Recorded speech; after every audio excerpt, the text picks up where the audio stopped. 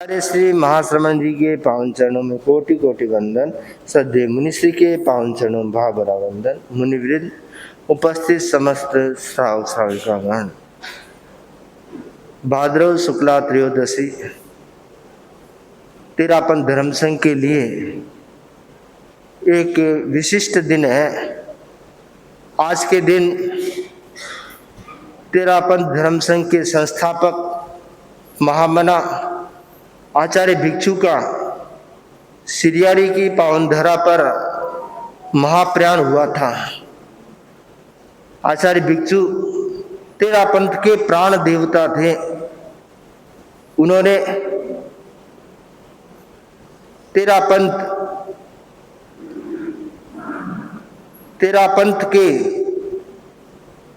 पंथ में मर्यादाओं की व्यवस्था और धर्म संघ की समुचित व्यवस्था कर तेरा पंथ में अनुशासन और तेरा पंथ की प्राणशीलता को बहुत ही महत्व प्रदान किया था। वे हमारे आराध्य हैं। आज उनका चरमोत्सव 222वां चरमोत्सव हम यहाँ मनाने जा रहे हैं। तो सर्वप्रथम मैं आमंत्रित करूँगा महिला मंडल की बहनों को, वे गीत के संगान के लिए महिला मंडल की बहनें।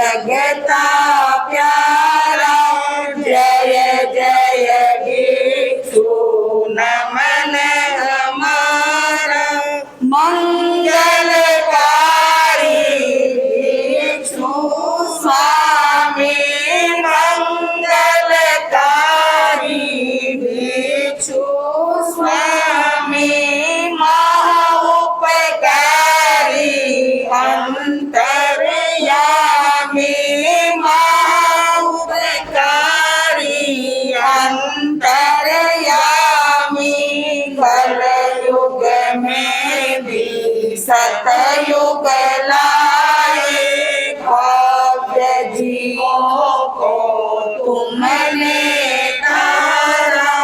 जय जय भिक्षु नमन हमारा, दीपा माँ का लाल दुलारा।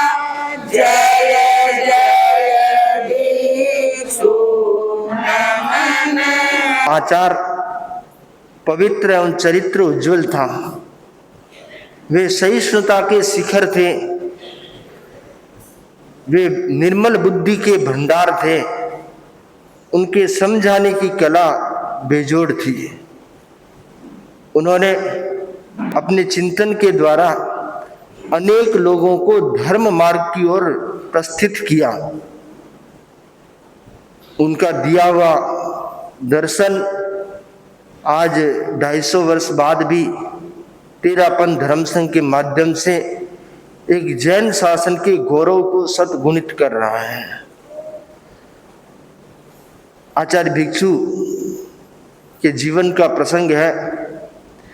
एक बार छोटे से गांव में साधु पानी के लिए गए, तो वहां पर एक घर में पानी था, धोवन पानी था, परंतु वह बहन बहरा नहीं रही थी। तो संत आए भिक्षु स्वामी के पास कि महाराज पानी तो है, पर वह जाटनी पानी बहरा नहीं रही है। वो बोलती है कि साफ पानी, कुंड का साफ पानी ले जाओ, पर ये धोवन पानी मत ले जाओ। भिक्षु स्वामी ने पूछा क्यों? वो कह रही है कि मैं जैसा दान में दूंगी वैसा ही मुझे अगले भाव में पीना पड़ेगा, मुझे मिलेगा, इसलिए मैं ये पी नहीं सकती, इसलिए मैं ये तो नहीं दूंगी। भिक्षु स्वामी ने कहा ठीक है चलो। भिक्षु स्वामी पधारे और उस बहन से पूछा, बहन ये धोवन पानी संतों के काम में आएगा, बहरा दे। तो बहन ने वही बात दोहरा दी कि भाई ये मैं पी नहीं सकती अगले भाव में, इसलिए मैं ये दान नहीं दूंगी, ये पानी नहीं बहराऊंगी। तब भिक्षु स्वामी ने कहा बहन तुम्हारे घर में गाय है? कि हाँ महाराज गाय तो है। तो गाय को तुम क्या खिलाती हो? कि गाय को तो मैं घास खिलाती हूँ। गाय क्या देती है? तो गाय दूध देती है। जब गाय को घास खिलाने पर दूध देती है तो साधु को धोवन पानी बहराएगी तो कितना इसका महान फल प्राप्त होगा। उस मोटी बुद्धि वाली जाटनी के दिमाग में झट से बात बैठ गई और वह पात्र उठाया और संतों के पात्र में पानी बहरा दिया। तो आचार्य भिक्षु जानते थे कि कहां पर किस व्यक्ति को कैसे समझाना। मोटी बुद्धि वाला है तो मोटी बात करके समझाना होता है, और विद्वान है तो उसे रहस्य की बात समझाना होता है, तत्व की बात समझाना होता है। तो आचार्य भिक्षु व्यक्ति देख करके बात करते थे और उनके हृदय में, गले में वह बात उतर जाती थी। तो आचार्य भिक्षु बुद्धि के भंडार थे, उनकी समझाने की कला बेजोड़ थी।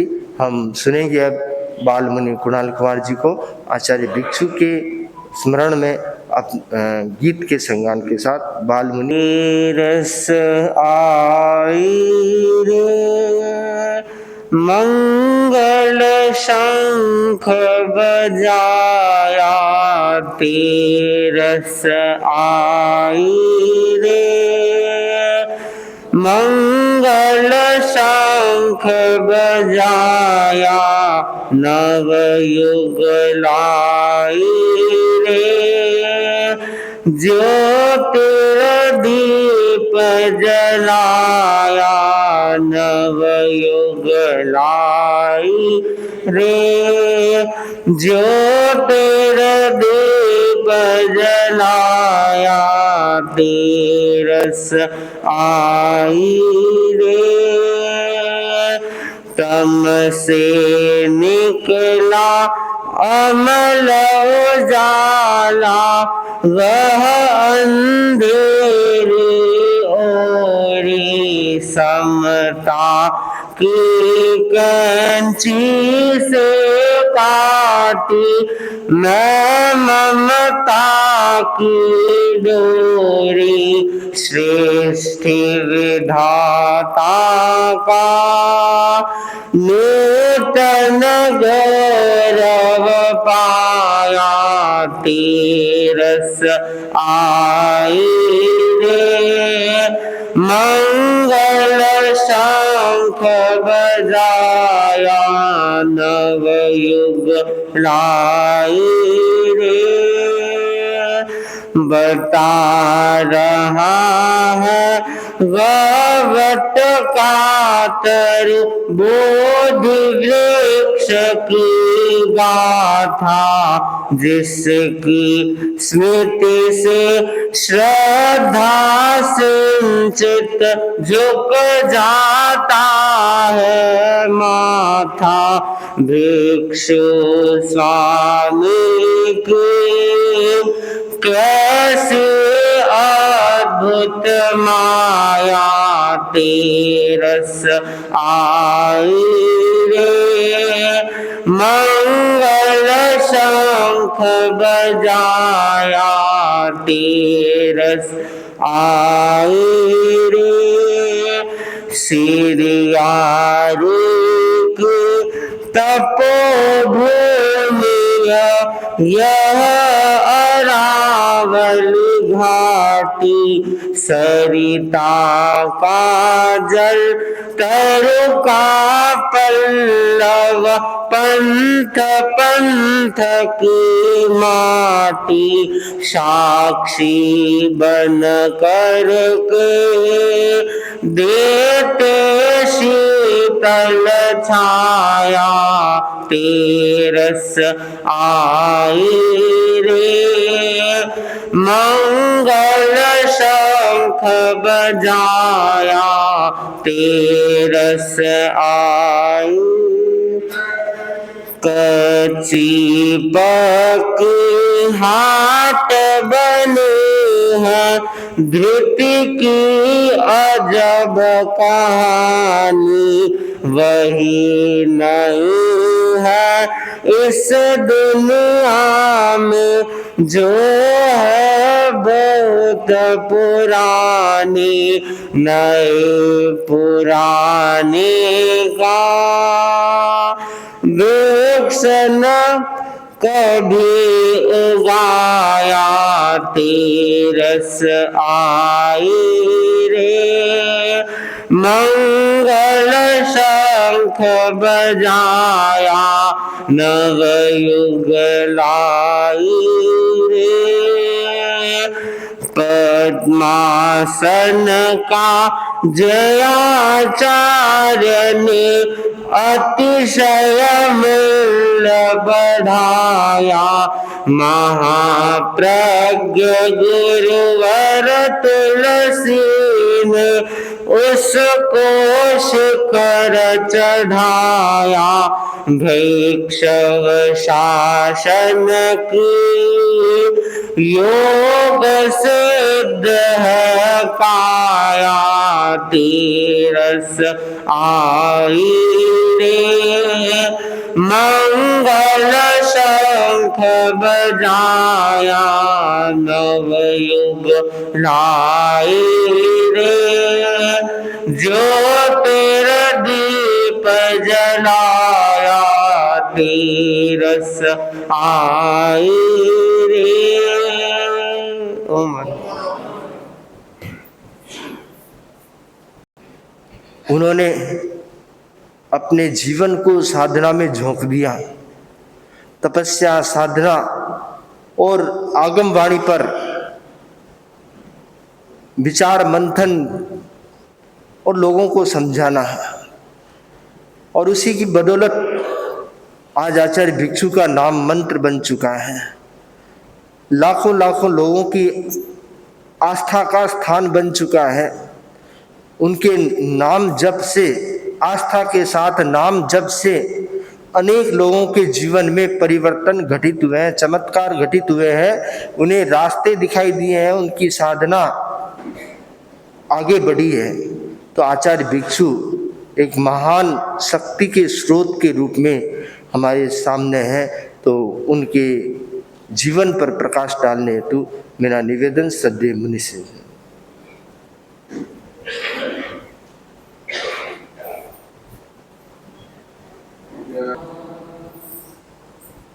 अहिंसा के अवतार भगवान महावीर स्वामी के चरणों में कोटि से वंदन। युग प्रधान आचार्य श्री महासमुद्र के चरणों में कोटि से वंदन। मुनिवृंद, उपस्थित धार्मिक प्रेमी भाई और बहनों, आज जन्मोत्सव है और आज के दिन आचार्य भिक्षु ने सिरियारी में अंतिम श्वास दी थी। जैन धर्म के प्रभावक आचार्यों में एक स्वर्णिम शक्ति संपन्न नाम है आचार्य भिक्षु। आचार्य भिक्षु भारतीय संस्कृति के दीप्यमान नक्षत्र थे। उनका जीवन उदात्त था, अवदात था, संताप रहित था। वे प्रकृति से सहज सरल विनम्र थे। आगम वाणी के प्रति अटूट आस्था थी। सत्य के पुजारी थे। आचार संपन्न थे। उनका सारा जीवन संघर्ष में व्यतीत हुआ, अभाव में व्यतीत हुआ, लेकिन कभी भी अभाव को महसूस नहीं होने दिया। उनका जीवन खुली पुस्तक के समान था। आचार्य भिक्षु विकास के पुरोधा थे। स्वयं ने विकास किया और साधु समाज ने भी विकास किया। आचार्य भिक्षु सिद्धांतवादी थे। सिद्धांत के साथ कभी समझौता नहीं करते थे और उनका एकमात्र लक्ष्य था सत्य की प्राप्ति, आत्मा की शुद्धि। आचार्य भिक्षु सिद्ध पुरुष थे। जयाचार्य के शब्दों में मणिधारी पुरुष थे। उज्ज्वल जिनकी कहानी, उज्ज्वल जिनकी गाथा सबको प्रेरणा देने वाली है। आचार्य भिक्षु का जन्म एक साधारण बालक की तरह असाधारण विशेषताओं के साथ हुआ और आचार्य भिक्षु के बारे में न जाने कितनी बार हमारे साधु साधु आपको बताते हैं। और आचार्य भिक्षु का जीवन एक मंत्र के समान कह सकते हैं।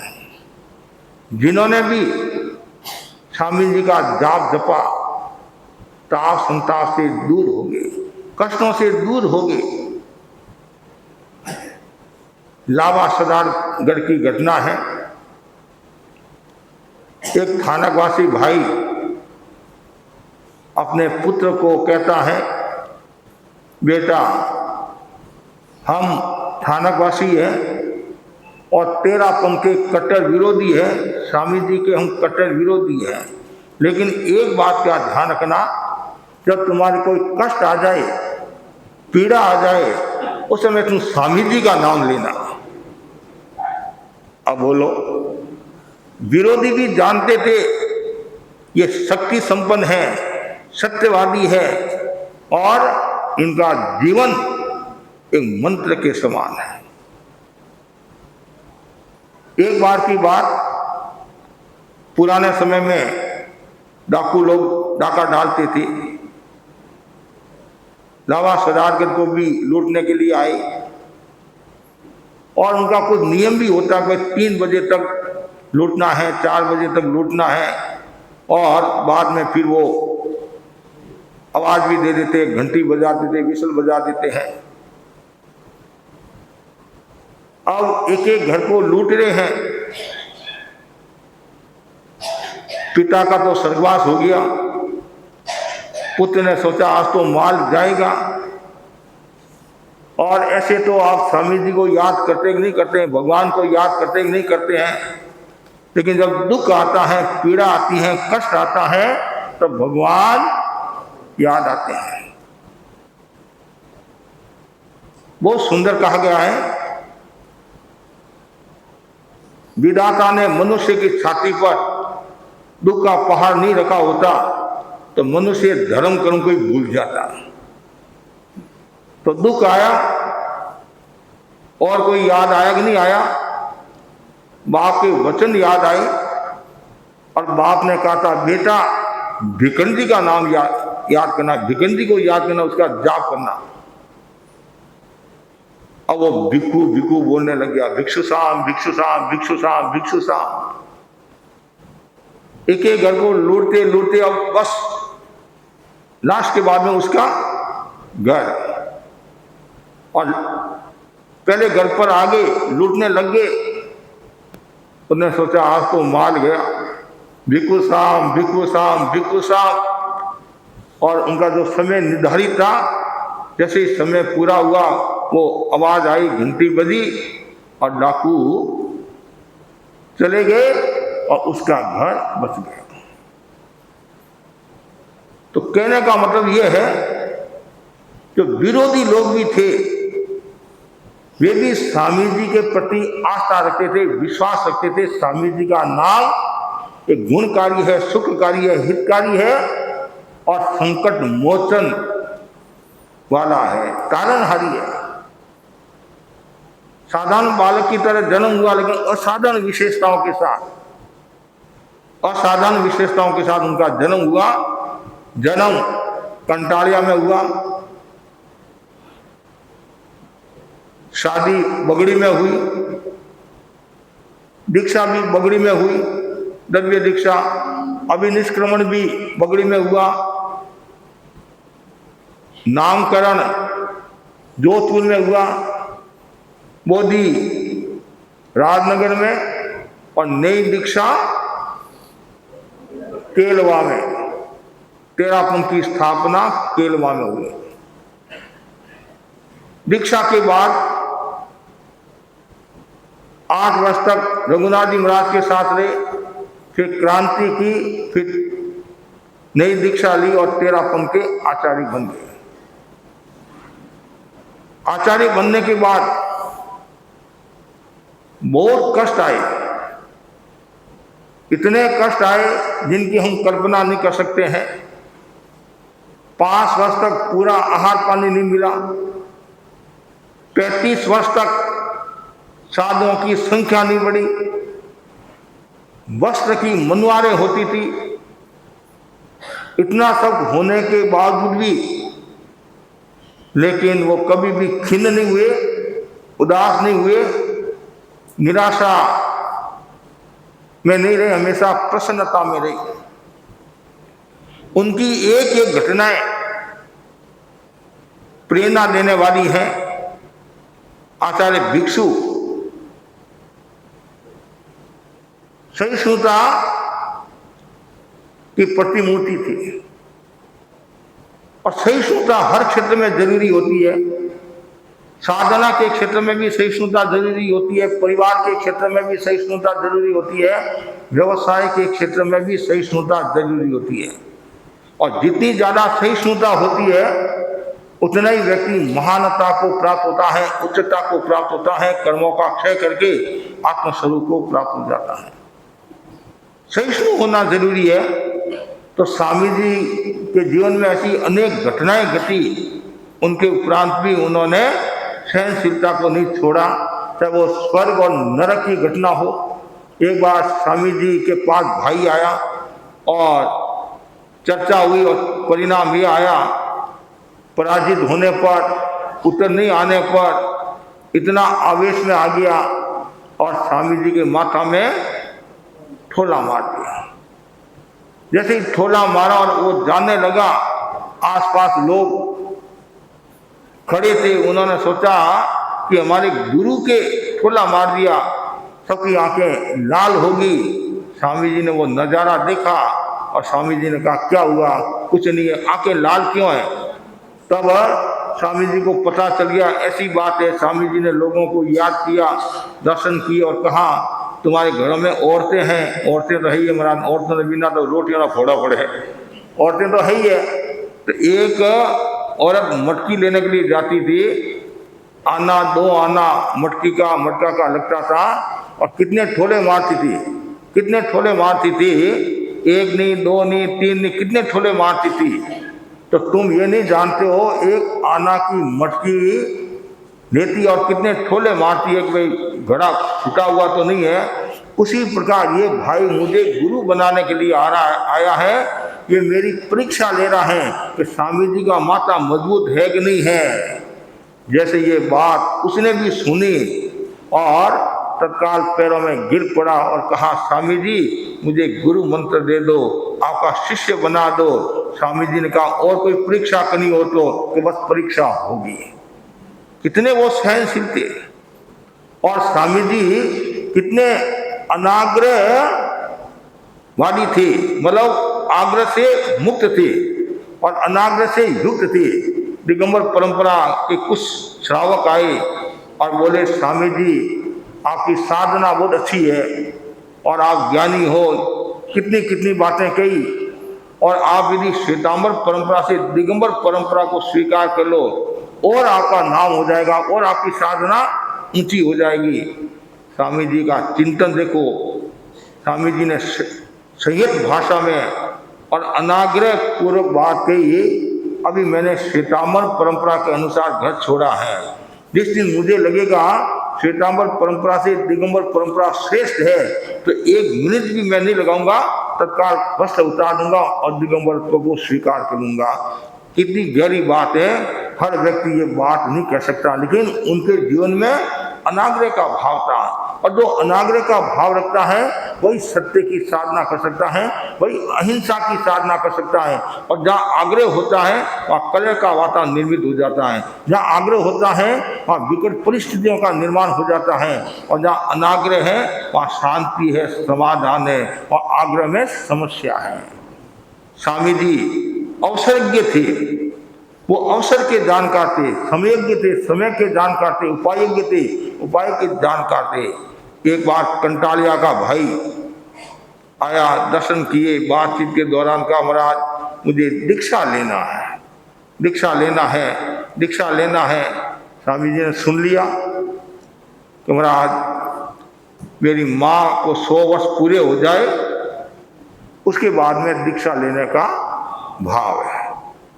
और स्वामी जी तो जानते थे, और जैसे 100 साल पूरे हुए माँ को, और स्वामी जी पहुंच गए, स्वामी जी पहुंच गए। जैसे आप अपने व्यापार के लिए कहीं पहुंच जाते हैं तो स्वामी जी भी पहुंच गए, और स्वामी जी ने कहा, भाई तुम बोल रहा था दीक्षा लेना है, कि महाराज क्या करूं, मैं व्यापार करता हूं, पहाड़ों में जाता हूं और मेल जाती है, मेल जाती है, और एक दिन भी यदि मैं नहीं जाता हूं तो मेरनिया कहने लग जाती है, सेठ आए नहीं, सेठ आए नहीं, सेठ आए नहीं।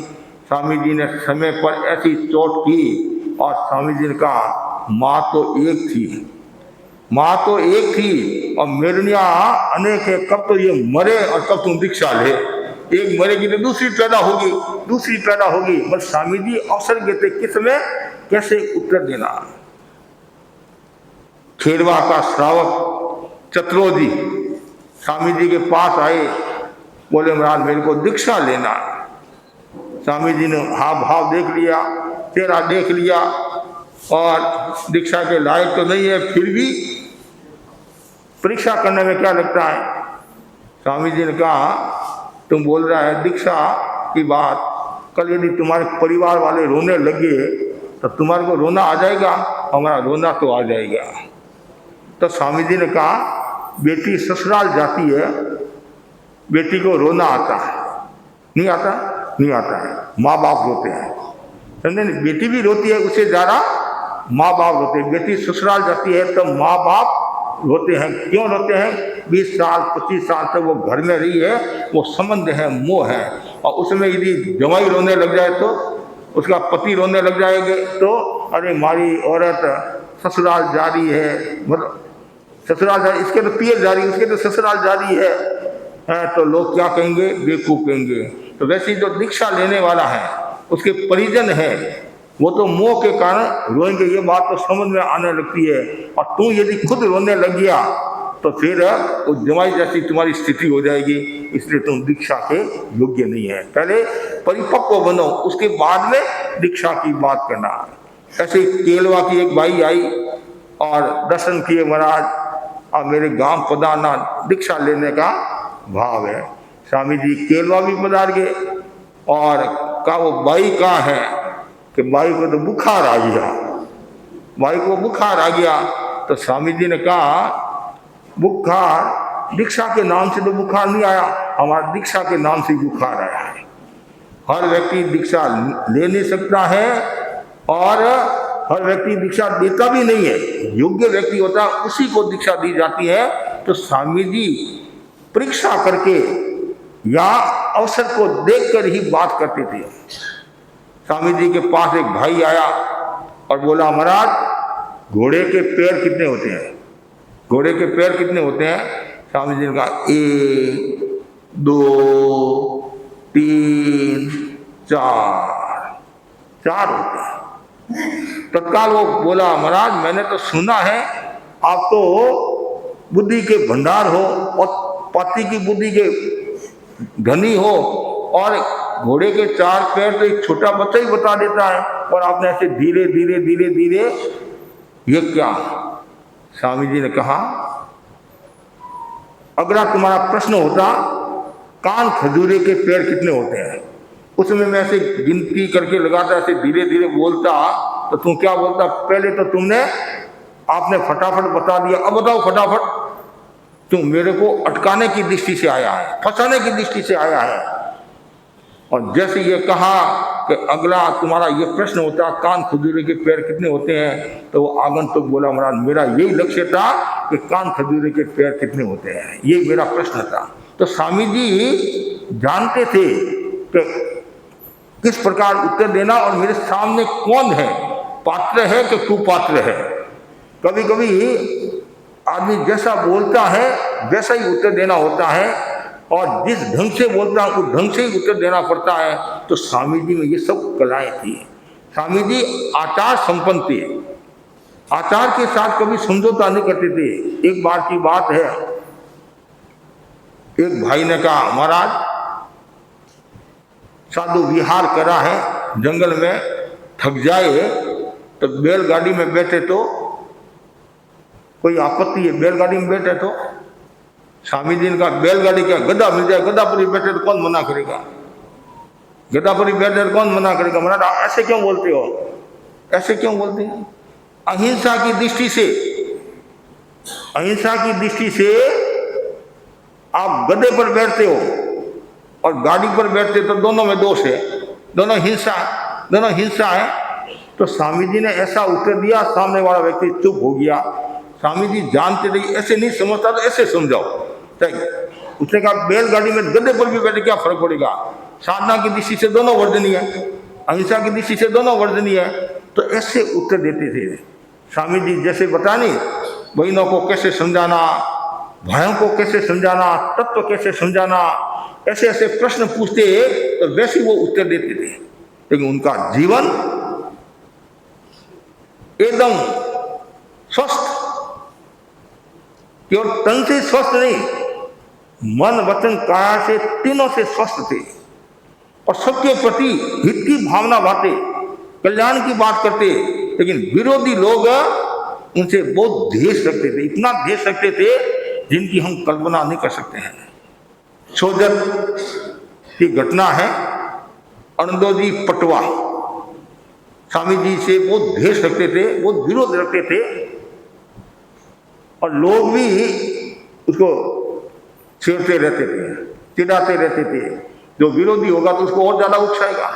तो किसी ने कहा अंदोजी चलो भिकन जी के दर्शन करा दूं, बातचीत करा दूं। आवेश में आ गए, क्या बोले जिनकी हम कल्पना नहीं कर सकते हैं। काड़ा कलुटिया भिकनियारा मूडो भी मैं देखना नहीं चाहूँ, और मूडो देखने का भी त्याग है। क्या कहा? मुंह देखने का भी त्याग है। योग की बात, या तो ऐसे शब्दों के कारण या कोई पूर्व के कर्म उदय में आए, अचक्षु हो गया, अंधे हो गए। तो लोग तो दोनों तरह के होते हैं, कहते हैं कुत्ते को कहते हैं घुस, चोर को कहते हैं घुस। तो वैसे ही लोगों से कहा वचन का पालन करना हो तो अंडोजी पटवा की तरह करो। उन्होंने कहा था नहीं कि मुंह देखने का त्याग, अब क्या मुंह देखेगा, अंधा हो गया, इतना भेष था। फिर भी स्वामी जी उनके प्रति भी अध्यात्म की बात करते, उनके प्रति भी प्रमोद भावना व्यक्त करते कि इनकी आत्मा का कल्याण हो। नहीं तो आज किसी के भी मन में आ सकता है, इतना द्वेष करता है तो निराशा हताशा का भी भाव आ सकता है, कई गलत शब्द भी मुंह से बोला जा सकता है। लेकिन स्वामी जी हर पल हर क्षण सजग रहते थे, साधना में पूर्ण सजग थे, एक एक कदम पर वो सजग थे, एक एक क्षण का वो सदुपयोग करते थे, एक क्षण भी वो प्रमाद में नहीं जाने देते थे। वो केवल प्रवचनकारी नहीं थे, उन्होंने साहित्य भी खूब लिखा और 30,000 पद्य उन्होंने लिखे। कितने? और उस समय तो सूत्र कहाँ मिलते थे, बहुत मुश्किल से प्रतियां मिलती थी, लेकिन तड़प थी मुझे अध्ययन करना, अध्ययन करना। ऐसे वो पढ़े लिखे नहीं थे, लेकिन उनकी बुद्धि, कुशाग्र बुद्धि के वो धनी थे, अत्यंत निपुण थे, चतुर थे। और उन्होंने 32 आगमों का अध्ययन किया और अपने चिंतन के द्वारा प्रज्ञा उनकी जागृत होगी और उन्होंने साहित्य लिखा। आचार संबंधी, विचार संबंधी, दान दया आदि के बारे में कितना सुंदर, आप उनका साहित्य पढ़ो आपकी आंखें खुल जाएगी। 38,000 पद्य उन्होंने लिखे। तो वो प्रवचनकार भी थे, साहित्यकार भी थे, वक्ता भी थे और लेखक भी थे, लेकिन मतलब साहित्यकार और कवि भी थे, और कविता भी वो बना देते, चलते चलते भी कविता बना देते थे। उनका इतना चिंतन स्वस्थ था और बुद्धि की स्फुरना भी बहुत अच्छी थी। उन्होंने करीबन कितने वर्ष साधु बन पाला? 44 वर्ष, कुल मिलाकर 44 वर्ष। 25 वर्ष की उम्र में दीक्षा, 25 और 44 कितने होते हैं?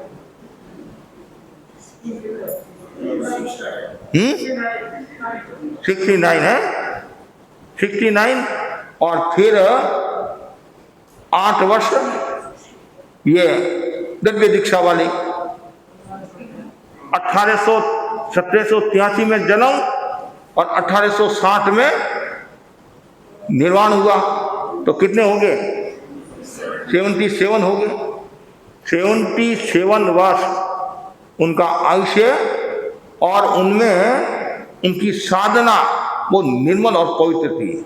गृह जीवन में भी उनकी साधना अच्छी थी और दीक्षा के बाद में भी उनकी साधना अच्छी। और 1870 से लेकर 1860 तक आचार्य के रूप में उन्होंने संघ की सेवा की 44 वर्ष तक।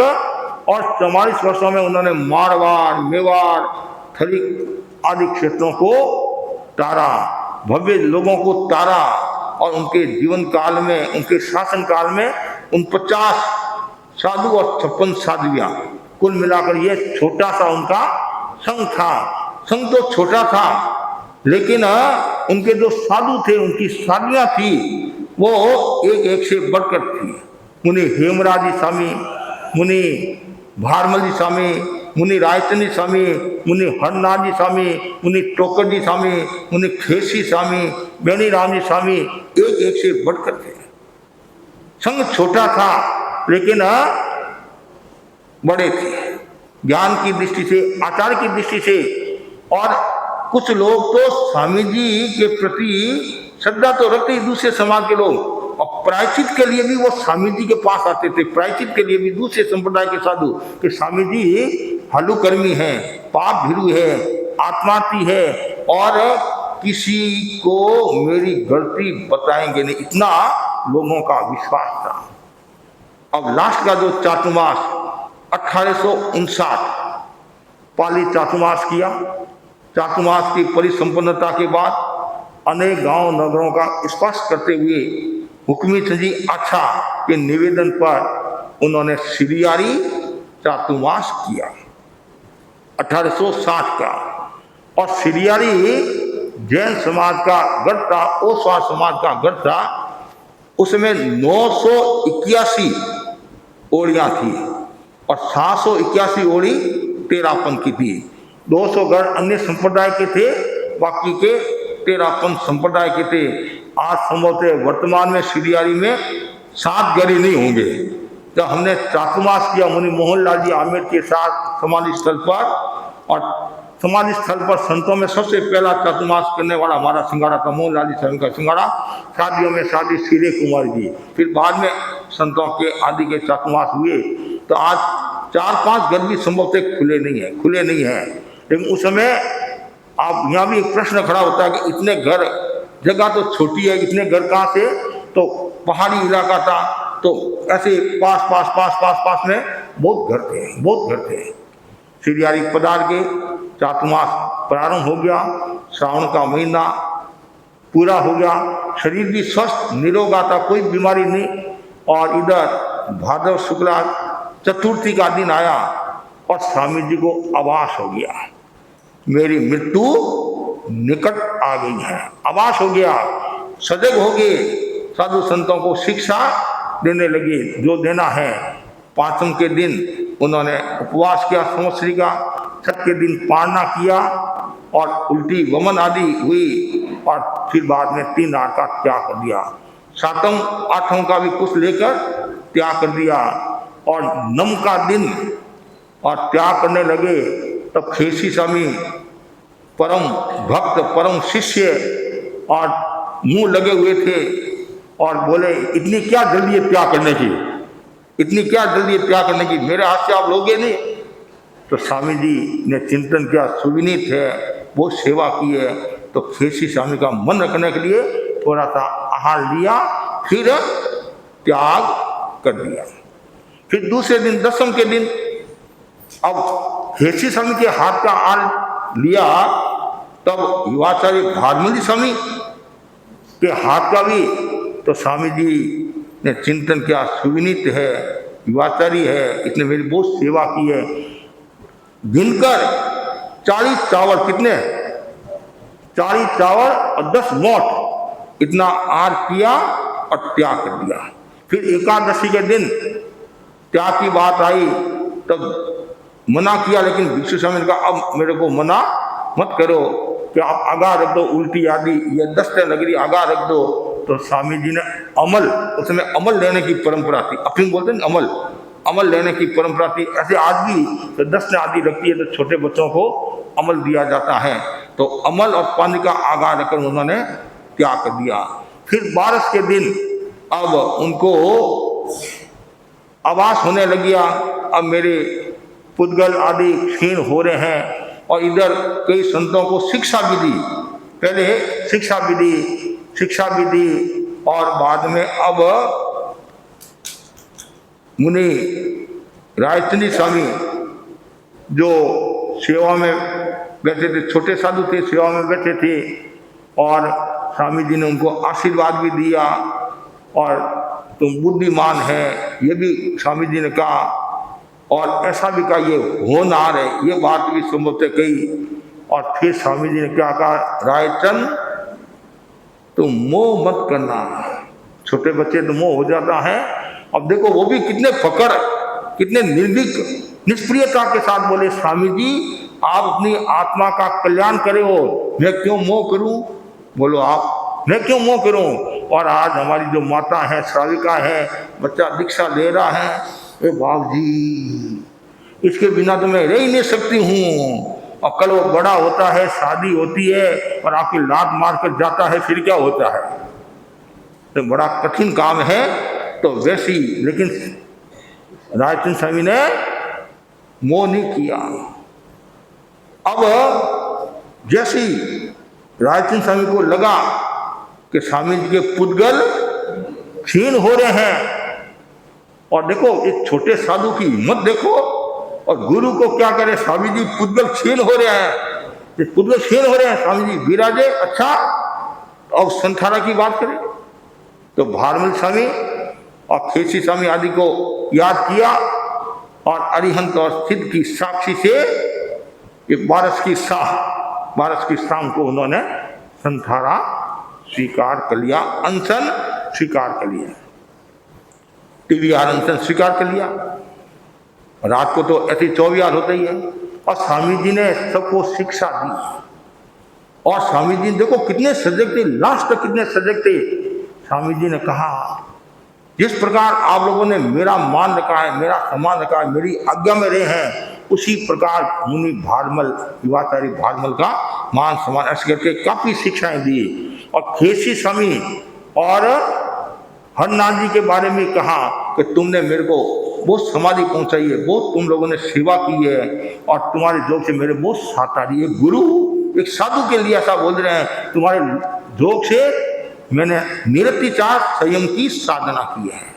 फिर भारमल स्वामी को कहा तुम्हारे और ऐसा लगता है कोई पूर्व भव के कोई संस्कार हो सकते हैं, और तुमने मेरे को बहुत समाधि दी, बहुत सेवा की, काफी बातें की। और फिर क्या कहा एक शिष्य के लिए, तुम मेरे से भी मोटा अणगार के दर्शन करेगा, मतलब तुम महावीर क्षेत्र में, महावीर यहाँ से तू मेरे से भी ऊंचे देवलोक में जाएगा। क्या कहा? मेरे से भी ऊंचे देवलोक में जाएगा। और बात भी सही है, जैसा मतलब इतिहास बताता है, भारमल स्वामी 12वें देवलोक में और स्वामी जी 5वें देवलोक के इंद्र है। तो बाद वहां से तुम महावीर क्षेत्र में और बड़ा अनगार होकर, मतलब अनगार होकर गंध तीर्थंकरों के तू दर्शन करेगा, तू बहुत भाग्यशाली होगा। बोला ये सब बातें बताई और भी जो शिक्षा देना। और फिर क्या होता है, स्वामी जी ने कहा संत आ रहे हैं, शादियां आ रही हैं। तो उनके बचपन के दोस्त थे गोलोदी लूणिया, उन्होंने टिप्पणी की। अब मनुष्य का स्वभाव है, टिप्पणी क्या की कि लगता है स्वामी जी का अभी भी संतों में मन अटका हुआ है, सत्य में मन अटका हुआ है। वो अज्ञानी को पता नहीं है, मन अटका हुआ नहीं है, उनको अवधि ज्ञान हो गया। क्या हो गया? अवधि ज्ञान हो गया। ऐसा उन्होंने बताया नहीं, लेकिन अवधि ज्ञान, बाकी तो ज्ञानी जाने कि वो वेणी राम जी स्वामी आ रहे हैं। और सत्या ये क्या बक्तू जी 3 सत्या आ रही हैं। और जैसी आई देखते लगे ये क्या। और फिर वेणी राम दर्शन किए और देखा कर, लेकिन उसमें बोलने की स्थिति नहीं थी, सत्या भी आ गई सब। और इधर जो बैंकुटी बनाने वाला था उनकी भी बैंकुटी सिलाई करके, और जो सुई थी नहीं जो वो पाग में कि बैंकुटी तैयार है, बैंकुटी तैयार है तो हम भी तैयार है।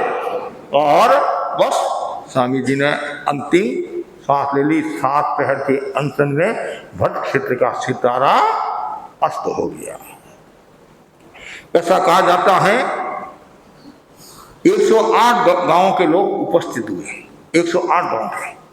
और बीच में एक बात और आई, सब व्याख्यान वाणी बंद कर दिया कि भाई संतारा चल रहा है। तो स्वामी जी ने कहा भाई व्याख्यान सुनाओ।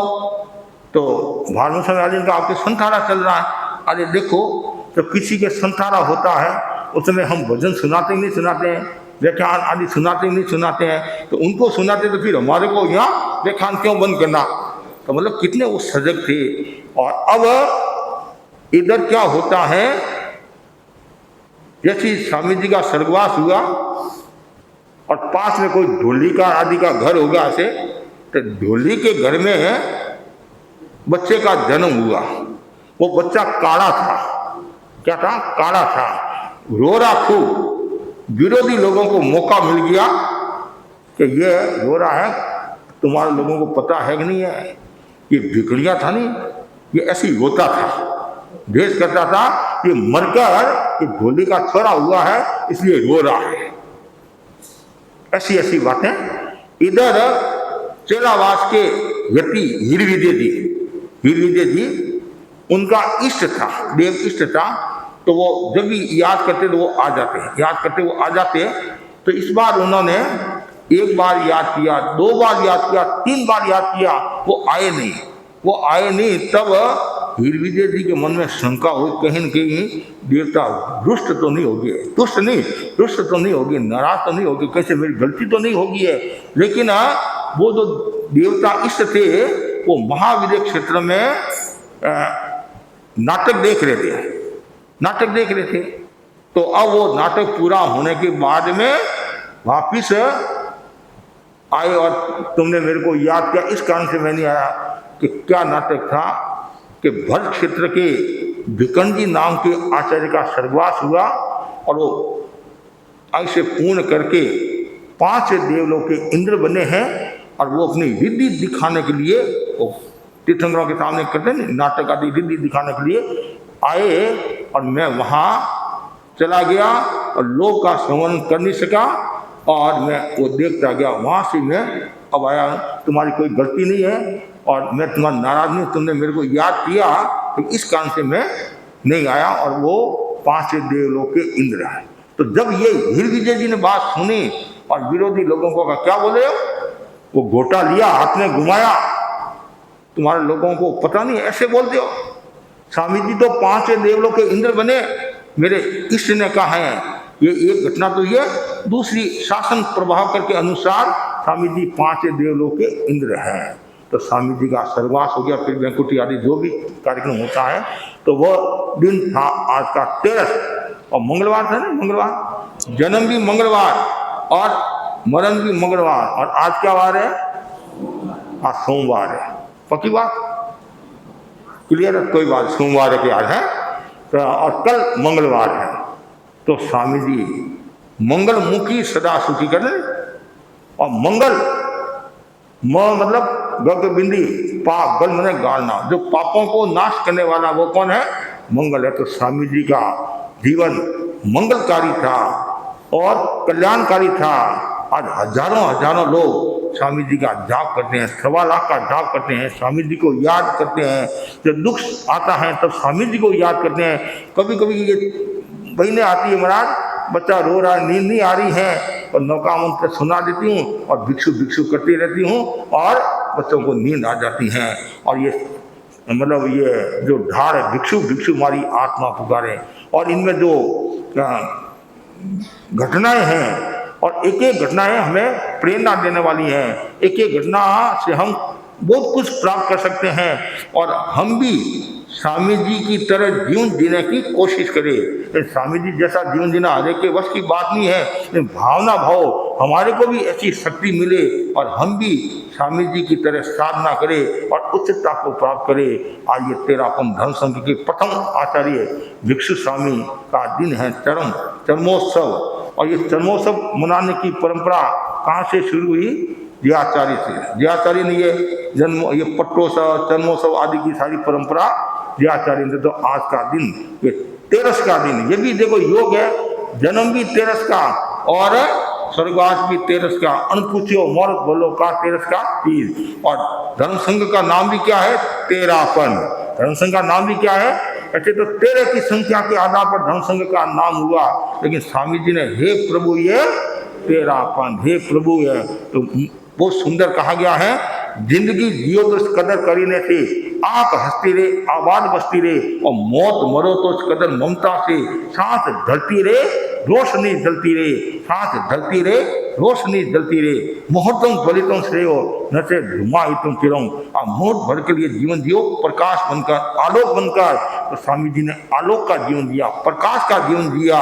और स्वामी जी के जितने गुणगान करे उतने थोड़े हैं। तो मैं बार बार यही आपसे कहना चाहता हूँ, आप स्वामी जी के केवल गुणगान ही नहीं करे, स्वामी जी की केवल जय ही नहीं बोले, स्वामी जी ने जो सिद्धांत बताए हैं उन सिद्धांतों पर चलने की कोशिश करें। उनके जो दान दया का जो सिद्धांत है, मिश्र धर्म और मिथ्यात्व की करनी आदि कितनी उन्होंने बातें बताई है। जब आप भिक्षु विचार दर्शन पढ़ोगे तो आपकी आंखें खुल जाएगी। तो जरूर स्वामी जी के सिद्धांतों का अध्ययन करना चाहिए। और पुस्तक, एक छोटी सी पुस्तक है, ऐसे थे भिक्षु, मुनि मोहनलाल जी आमिर की आचार्य तुलसी ने विशेष रूप से ये लिखाई थी। ये जरूर पढ़ना, एक छोटी सी है और सार संक्षेप आपको मिल जाएगा। इसमें घटनाएं भी है और सिद्धांत की बातें भी है और अंतिम वर्णन भी है। 13 का मतलब उनका स्वर्गवास का वर्णन जरूर पढ़ना चाहिए। तो स्वामी जी के प्रति खूब आध्यात्मिक मंगल कामना। और जो जहाँ कहीं भी है और शीघ्र कर्म क्षय करके आत्मस्वरूप को प्राप्त हुए। और वर्तमान में 13वां धर्म संघ के 11वें अधिशास्त्रा आचार्य श्री महासमुंदी स्वामी जी के सिद्धांतों का प्रचार करे हैं।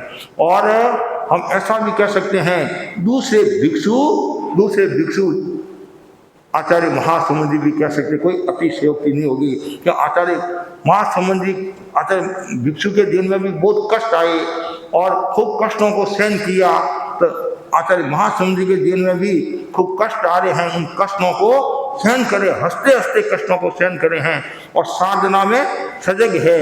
आचार्य भिक्षु निर्लिप्त थे तो आचार्य महासमुद्र भी निर्लिप्त है। आचार्य भिक्षु भी निष्प्रिय थे तो आचार्य महासमुद्र भी निष्प्रिय हैं। आचार्य भिक्षु भी सिद्धांतों के प्रति सजग थे और आचार्य महासमुद्र भी सिद्धांतों के प्रति सजग है। आचार्य भिक्षु भी आचार के प्रति सजग थे, आचार्य महासमुद्र भी आचार के प्रति सजग है। और स्वामी जी हर बात भगवान महावीर की वाणी क्या कहती है, आचार्य महासमुद्र भी वही बात कह रहे हैं।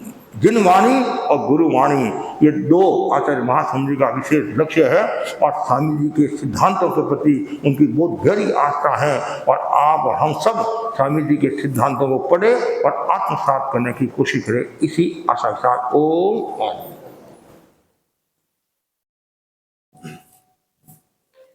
द्वारा आचार्य भिक्षु के जीवन चरित्र के संदर्भ में बहुत कुछ जानने को प्राप्त हुआ। आज मास खमन तप अभिनंदन का उपक्रम भी रखा गया है। मंजू देवी सिंह जी, धर्मपत्नी धनराज जी सिंह जी, पुत्र वधु स्वर्गीय चैनरूप जी सिंह जी, स्वर्गीय रत्नी देवी सिंह जी, निवासी चूरू, प्रवासी साउथ हावड़ा। आपने अपने जीवन में अनेक तपस्याएं की है।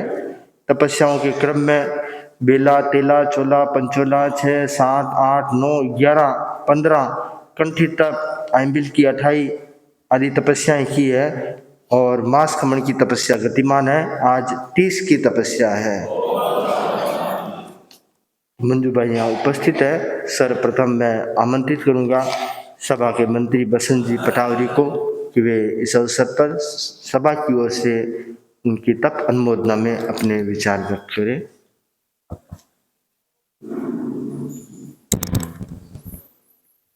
आराध्य के श्री चरणों में कोटि वंदन। सूरत की धरा पे विराजित तेरापंथ धर्म संघ की यशस्वी आचार्य परंपरा के एकादशम अधिशास्ता राष्ट्र संत आचार्य श्री महाश्रमण जी के पावन चरणों में श्रद्धा भक्ति भाव वंदन। यहाँ विराजित वंदनीय मुनि श्री जिनेश कुमार जी एवं सहवर्ती मुनिवृंद के चरणों में मत्तेन वंदामि। मास खमन तप करने वाली श्रीमती मंजू जी सिंह जी, उनके पारिवारिक जन, सभी संघीय संस्थाओं के पदाधिकारीगण, श्रावक समाज, साजन जय जिनेन्द्र।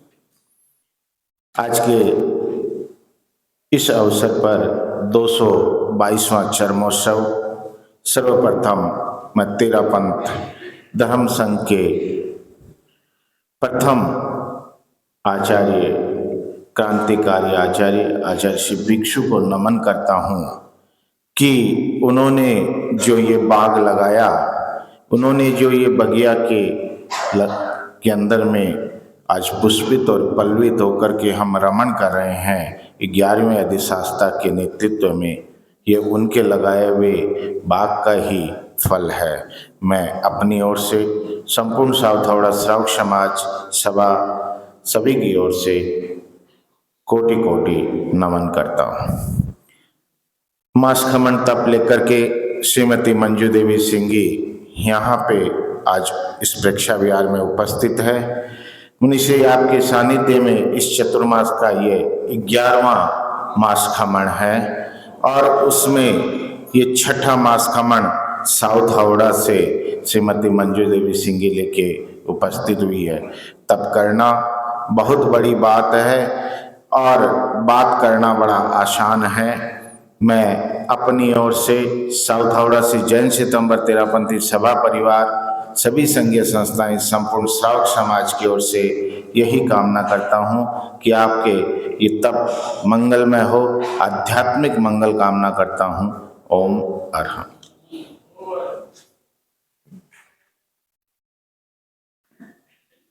साध्वी प्रमुखासी जी का संदेश तपस्वी के मनोबल को बढ़ाने हेतु प्राप्त हुआ है।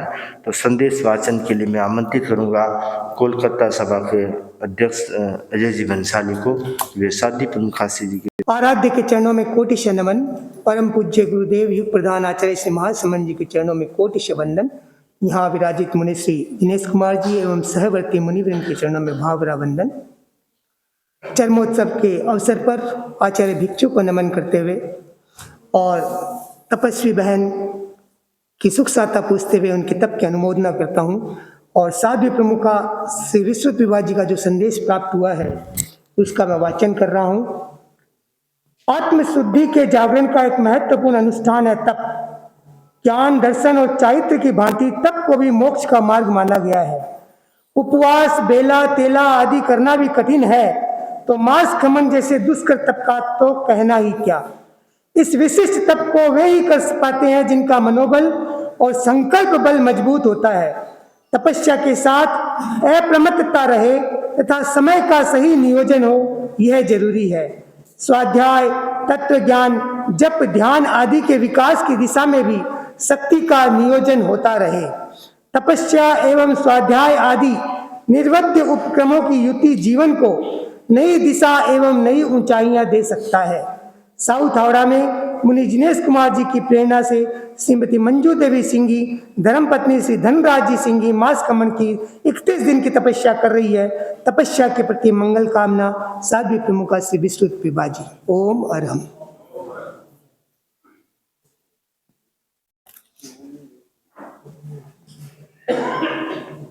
हम कृतज्ञ हैं साध्वी प्रमुखासी जी के जिन्होंने तपस्वी को संदेश प्रदान किया।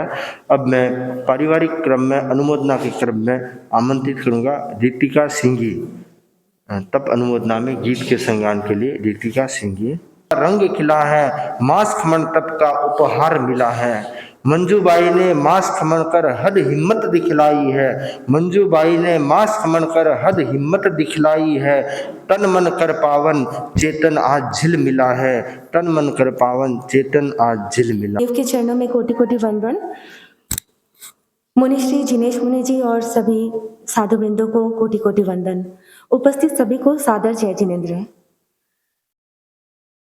मेरी मम्मी मंजू सिंघी के आज 30 की तपस्या चल रही है।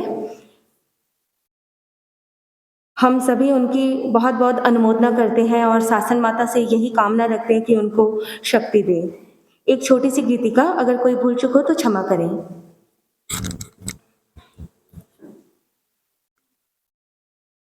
ये मंगल घड़ियां आई दे हम तपस्वी को बधाई। ये मंगल घड़ियां आई दे हम तपस्वी को बधाई। जिन शासन में है तप के हो, जिन शासन में है तप की महिमा परंपार। तप करने से हो जाता जीवन का उद्धार। तप करने से हो जाता जीवन का उद्धार। ये मंगल घड़ियां आई दे हम तपस्वी को बधाई। ये मंगल घड़ियां आई दे हम तपस्वी को बधाई। तप प्रभाव से मानव के संकल्प सफल हो जाते हैं। जो होते हैं काम असंभव संभव वो हो जाते हैं। तप प्रभाव से मानव के संकल्प सफल हो जाते हैं। जो होते हैं काम असंभव संभव वे हो जाते हैं। शास्त्रों में तप बतलाया हो, शास्त्रों में तप बतलाया है मोक्ष मार्ग का द्वार।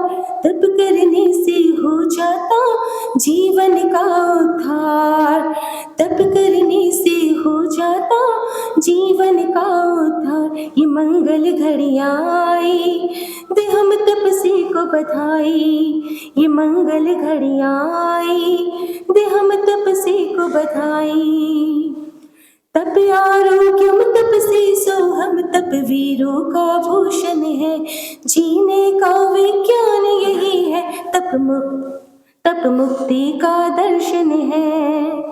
तप दौलत जिसने कमाई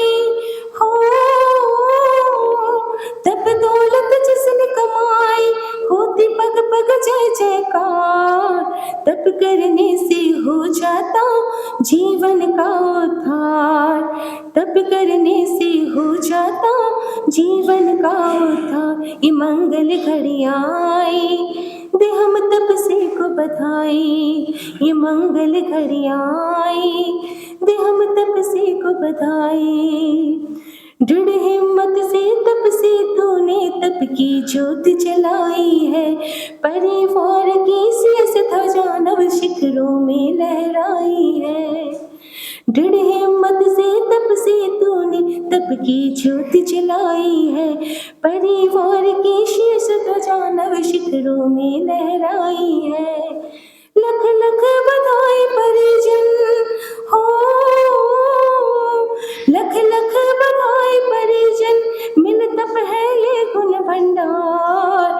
तप करने से हो जाता जीवन का उद्धार, तप करने से हो जाता जीवन का उद्धार। ये मंगल घड़ियाँ आई दे हम तपस्वी को बधाई, ये मंगल घड़ियाँ आई दे हम तपस्वी को बधाई। जिन शासन में है तप की हो, जिन शासन में है तप की महिमा परंपार। तप करने से हो जाता जीवन का उद्धार, तप करने से हो जाता जीवन का उद्धार, तप करने से हो जाता जीवन का उद्धार। ओम नमः।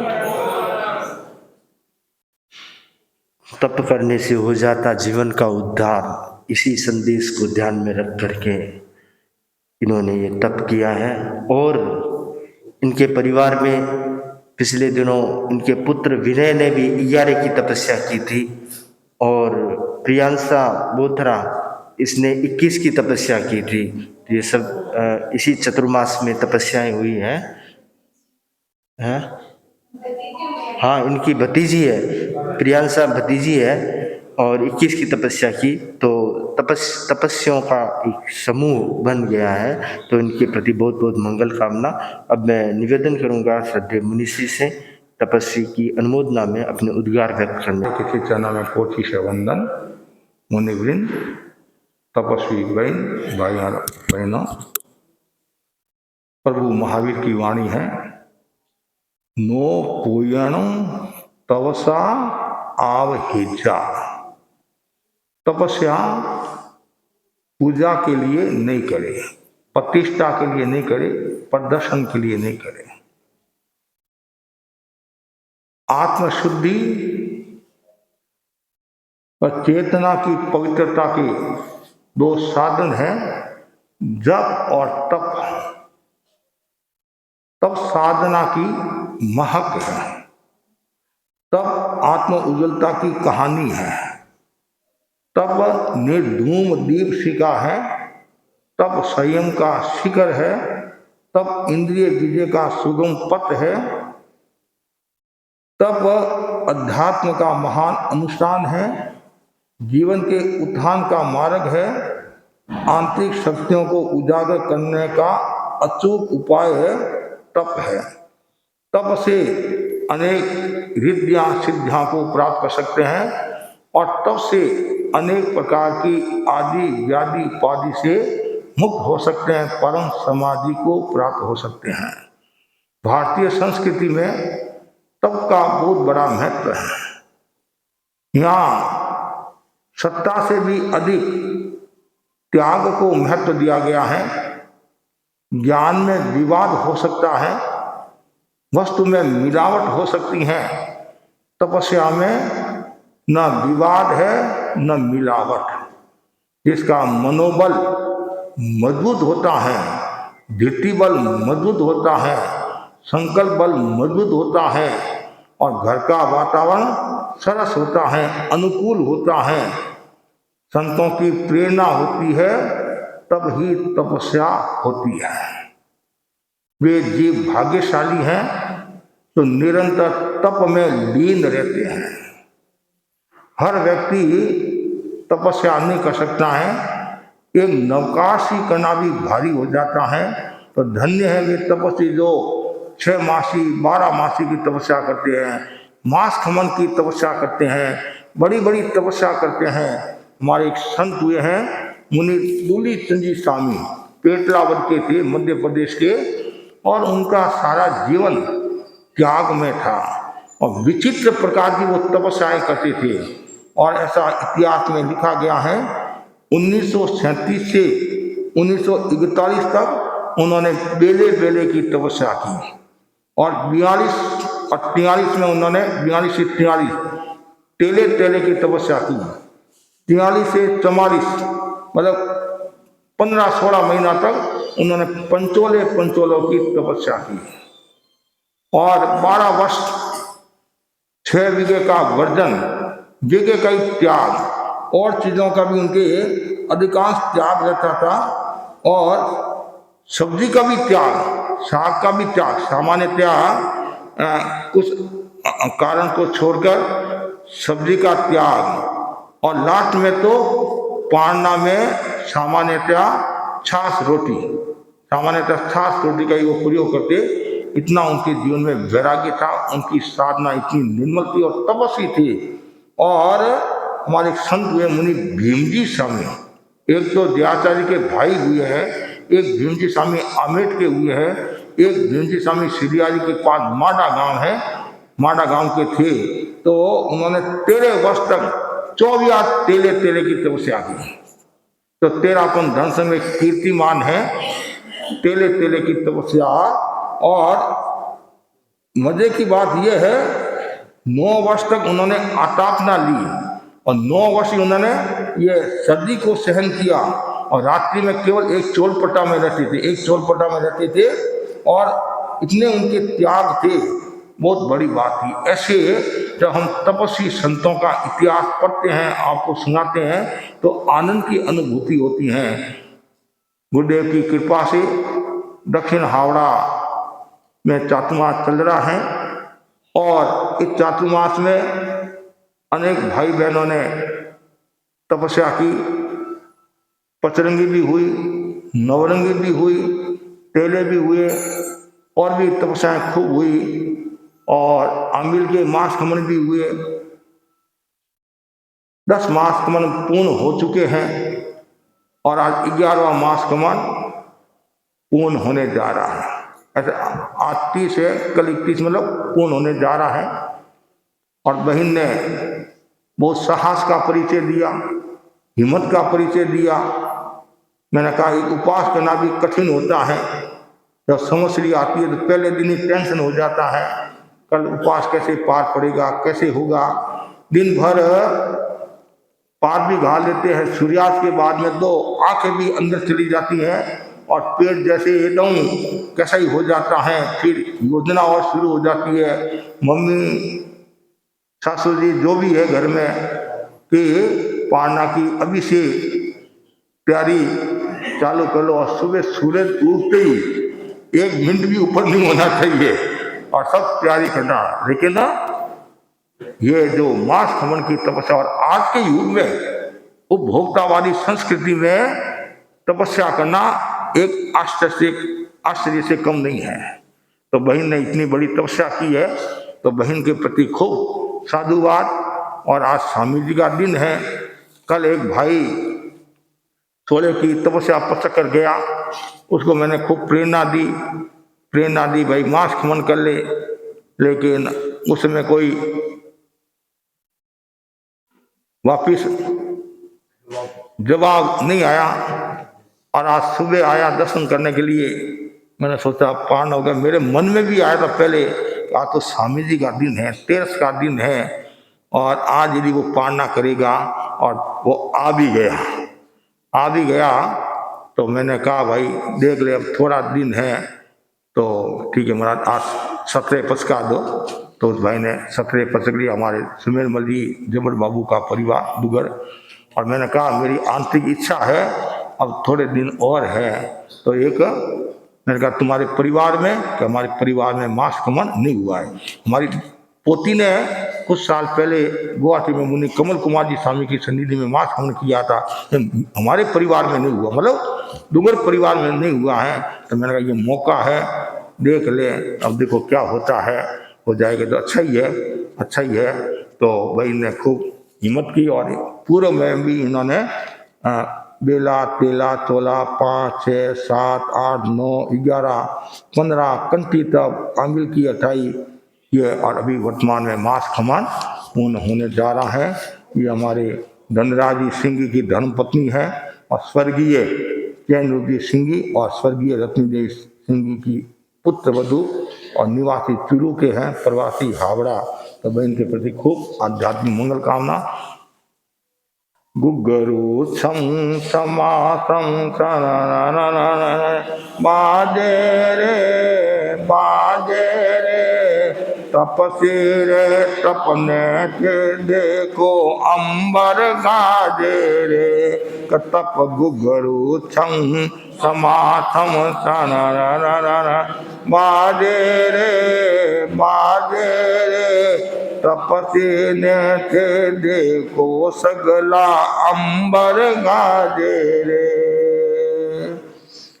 आत्मशोध का उत्तम मार्ग आत्मशोध का उत्तम मार्ग शिवपत का है साधन आत्मशोध का उत्तम मार्ग शिवपत का है साधन संकट मोचक आत्म प्रकाशी संकट मोचक आत्म प्रकाशी तप है जीवन का धन तप गुगरु थम समाथम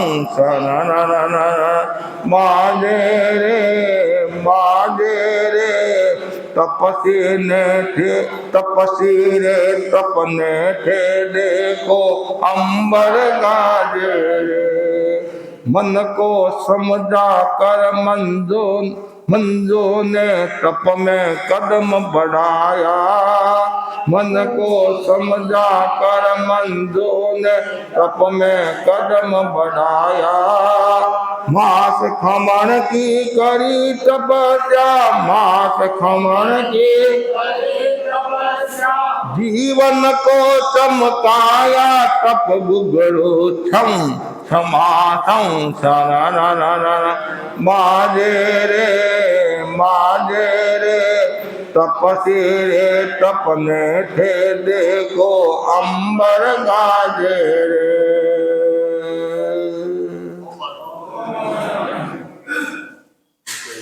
चरमोत्सव की शुभ बेला में भीकण गाए चरमोत्सव की शुभ बेला में प्रेम विहार में ठाट लगाए प्रेम विहार में तब जीवन में काए तब गुरु समाथम बाजे रे तपसी रे तपने थे देखो अंबर गाजे रे। ये भी योग की बात है। मैंने पहले भी आपको कहा इस बार जोड़ियां खूब आई तो माँ बेटे की भी जोड़ी होगी। बेटे ने पहले 11 की तपस्या की जिन्हें ने 11 का अंक भी शुभ है और हमारे अधिशास्त्र 11 है तो 11 की तपस्या इसने की। इसके प्रति भी खूब मंगल कामना और नाम विनय है। खूब विनय में प्रगति करो आगे बढ़ो ज्ञान ध्यान की आराधना करो। एक भाई और है 21 की तपस्या भतीजी है और प्रियांशा नाम है इसने भी खूब हिम्मत की। इनके प्रति भी खूब आध्यात्मिक मंगल कामना। भुआ भतीजी का जोड़ा ये भी है तो बहुत खुशी की बात प्रसन्नता की बात है। एक ही परिवार से संबंध रखने वाले 3 तपस्वी आज 2 के पारना हो गया है और 1 के पारना की तैयारी है। हमारे तो हर समय तैयारी रहती है पारना की तैयारी है। तो पूरे तपस्वी परिवार के प्रति और भी जिनके जो तपस्याएं चल रही है उन सब के प्रति खूब आध्यात्मिक मंगल कामना। इसी आशा के साथ ओम अरहम पचका पचका में तीन सवा साधुआ नौका से सूर्योदय तक का नौका पहुंची तक